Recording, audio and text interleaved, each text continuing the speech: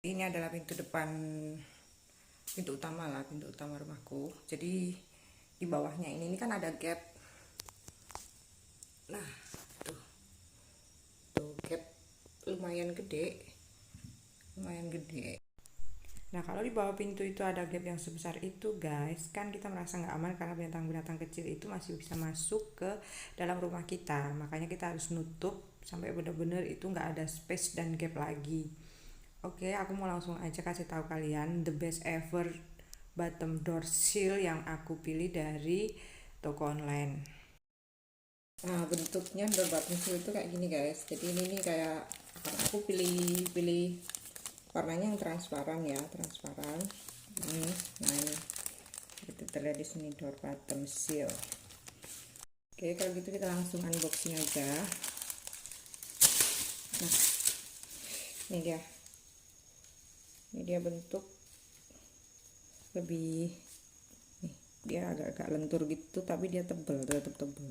Cuman kalau di bawah ini kaku banget dan nggak bisa ditekuk. Bagian atas maksudku, ini nanti di bagian atas. Jadi yang kuning-kuning ini lemnya, yang ini tuh ntar tuh di bagian bawahnya. Nah itu udah aku tempelin ya guys, kelihatan nggak? Karena ini transparan ya, jadi nggak begitu kelihatan. Nah ini aku deketin, aku udah tempelin. Jadi ini benar-benar nyentuh lantai yang bagian ini tuh. Dan ini lemnya tuh kuat banget. Nah jadi benar-benar antara lantai dan ini sekarang nggak ada gapnya kayak gitu guys. Nah untuk bagian di sini kita potong aja dulu pakai cutter.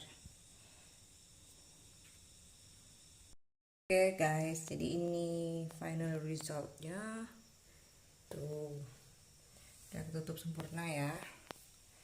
Lihat dari jauh loh. Kalau lihat dari jauh nggak kelihatan karena itu transparan ya. Kalau kalian nggak suka warna transparan atau misalnya pintu kalian warna-warni gitu, ada kok pilihan warnanya, kalian bisa cari yang warna abu-abu, coklat, putih atau apa gitu. Cuman karena aku suka aja lebih suka transparan, jadi kan nggak kelihatan banget gitu. Oke guys, kayak gitu dulu review aku dan cara tutorial pasangnya. See you in the next video.